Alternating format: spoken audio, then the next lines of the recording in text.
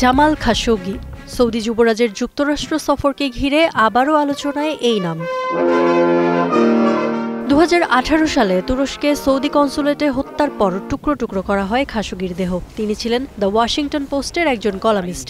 এই হত্যাকাণ্ড নিয়ে তোলপাড় হয় পশ্চিমা গণমাধ্যম। নিজ দেশের কনসুলেটে কিভাবে খুন হলেন খাশোগি? পশ্চিমা একাধিক গোয়েন্দা সংস্থার মূল্যায়নে উঠে আসে খোদ যুবরাজ মোহাম্মদ বিন সালমানের নাম। বলা হয় গুপ্ত ঘাতকদের পাঠিয়ে খাশোগিকে হত্যা করেন যুবরাজ। একে একে বেরিয়ে আসে সেই গুপ্ত ঘাতকদের পরিচয়, যাদের প্রায় সবাই ছিলেন সৌদির নাগরিক। জাতিসংঘের প্রতিবেদনেও খাশোগির মৃত্যুকে রাষ্ট্র নির্দেশিত বিচার বহির্ভূত হত্যাকাণ্ড বলে অভিহিত করা হয়। খাশোগি হত্যাকাণ্ডের পর এবারই যুবরাজ সালমানের প্রথম ওয়াশিংটন সফর।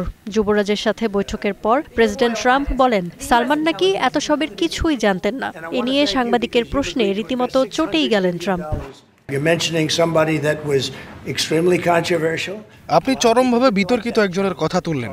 অনেক মানুষই তাকে পছন্দ করত না। যা হয়েছে সে ব্যাপারে যুবরাজ কিছুই জানতেন না।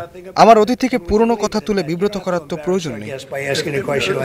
ট্রাম্পের এমন প্রতিক্রিয়ার পর সৌদি যুবরাজ বলেন, এই হত্যার সুষ্ঠু তদন্ত নিশ্চিতে প্রয়োজনীয় সব পদক্ষেপ নেওয়া হয়েছে। খাশোগি হত্যাকাণ্ডকে দুঃখজনক ও বড় ভুল বলে অভিহিত করেন তিনি।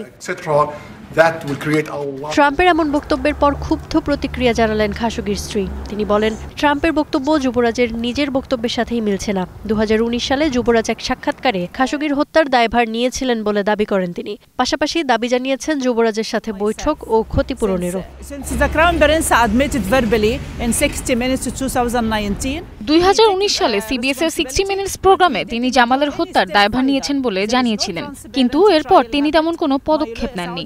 কোনো স্বচ্ছ বিচার হয়নি, আনুষ্ঠানিকভাবে কেউ ক্ষমাও চায়নি, কোনো আর্থিক ক্ষতিপূরণও আমাদের দেওয়া হয়নি, অথচ আমার জীবনটা ধ্বংস করে দেওয়া হয়েছে।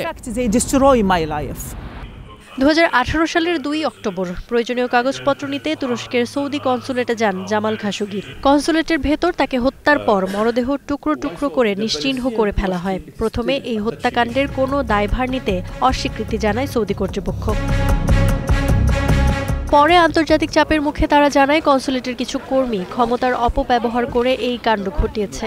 এই ঘটনায় কয়েকজনকে সাজাও দেয় সৌদি আরব। তবে এসব সাজাকে লোক দেখানো বলে অভিহিত করে সমালোচকরা।